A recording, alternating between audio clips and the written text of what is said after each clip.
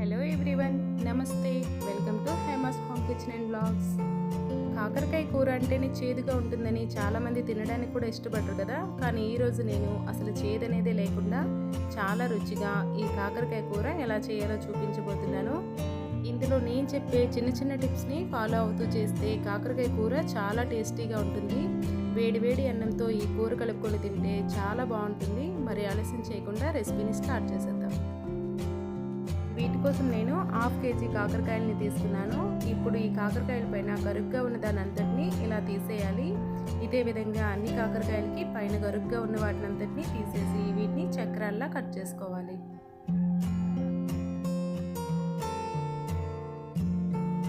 తర్వాత ఈ కాకరకాయ ముక్కల్లో ఉన్న సీడ్స్ ఉంటాయి కదా, వీటిని ఇలా తీసేసి అన్ని ముక్కల్లో కూడా ఇలానే సీడ్స్ని తీసేసి ఒక బౌల్లో వేసుకోవాలి.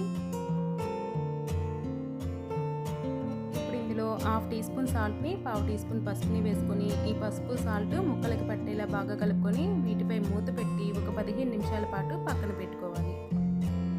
15 నిమిషాల తర్వాత చూడండి, కాకరకాయ ముక్కల్లో ఉన్న నీళ్ళంతా వచ్చేసి ఈ ముక్కలు కాస్త సాఫ్ట్గా అయిపోయాయి.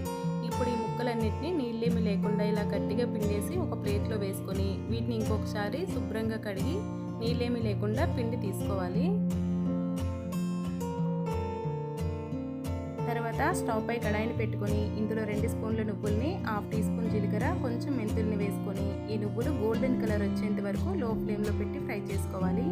ఈ నువ్వుల ప్లేస్లో 2 స్పూన్ల వేరుశనగ పలుకులనైనా యూజ్ చేసుకోవచ్చు.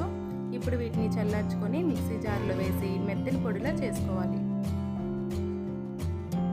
తర్వాత ఇదే కడాయిలో 3 స్పూన్ల వరకు ఆయిల్ వేసుకొని ఆయిల్ కాస్త హీట్ అయిన తర్వాత కాకరకాయ ముక్కల్ని వేసుకొని వీటిని లో టు మీడియం ఫ్లేమ్లోనే కాస్త సాఫ్ట్గా అయ్యేంత వరకు ఫ్రై చేసుకోవాలి. ఇలా ఫ్రై చేసుకున్న కాకరకాయ ముక్కల్ని ఒక ప్లేట్లోకి తీసుకోవాలి. తర్వాత కడాయిలో 2 నుంచి 3 స్పూన్ల వరకు ఆయిల్ వేసుకొని ఇందులో 2 మీడియం సైజు ఉల్లిపాయల్ని ఇలా చిన్న చిన్న ముక్కలుగా కట్ చేసుకొని వేసుకోవాలి. అలాగే 3 పచ్చిమిర్చి చీలికల్ని వేసుకొని ఈ ఉల్లిపాయ ముక్కలు లైట్ గోల్డెన్ కలర్ వచ్చేంత వరకు ఫ్రై చేసుకోవాలి. తర్వాత 1 స్పూన్ అల్లం వెల్లుల్లి పేస్ట్ని వేసుకొని ఈ అల్లం వెల్లుల్లి పేస్ట్ అడుగు పట్టకుండా ఫ్రై చేసుకోవాలి. ఇప్పుడు 2 మీడియం సైజు టమాటోల్ని ఇలా ముక్కలుగా కట్ చేసుకొని ఇందులో వేసుకోవాలి. వీటిని ఒకసారి కలుపుకొని ఇప్పుడు ఇందులో మసాలాలు వేసుకోవాలి. 1/2 టీ స్పూన్ పసుపు, 1/2 టీ స్పూన్ కారం, 1/2 టీ స్పూన్ వేయించిన ధనియాల పొడి, రుచికి సరిపడే సాల్ట్ వేసుకొని అంతా కలిసేలా కలుపుకుంటూ ఈ టమాటో ముక్కలు కాస్త సాఫ్ట్గా అయ్యేంత వరకు ఫ్రై చేసుకోవాలి. తర్వాత ముందుగా ఫ్రై చేసి పెట్టుకున్న కాకరకాయ ముక్కల్ని ఇందులో వేసుకొని ఒకసారి కలుపుకోవాలి. ఇప్పుడు ఒక చిన్న నిమ్మకాయ సైజ్ అంత చింతపండు రసాన్ని తీసుకొని ఇందులో వేసుకొని బాగా మిక్స్ చేసుకోవాలి.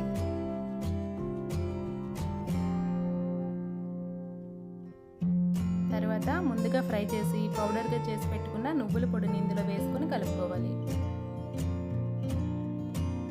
ఒక చిన్న గ్లాస్ వాటర్ని ఇందులో పోసుకొని ఒకసారి బాగా మిక్స్ చేసుకొని ఉప్పు, కారం, పులుపు అన్నీ కరెక్ట్గా సరిపోయలేదో చూసుకొని ఏవైనా తక్కువగా ఉంటే వేసుకొని వీటిపై మూత పెట్టి గ్రేవీ అంతా దగ్గర పడేంత వరకు మధ్య మధ్యలో కలుపుకుంటూ వీటిని ఉడికించుకోవాలి.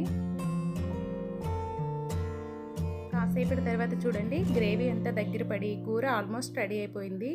ఈ కాకరకాయ ముక్కల్ని ఆల్రెడీ ఫ్రై చేసి వేసుకున్నాం కాబట్టి ఉడకడానికి ఎక్కువ టైం ఏం పట్టదు, తొందరగానే ఉడికిపోతాయి.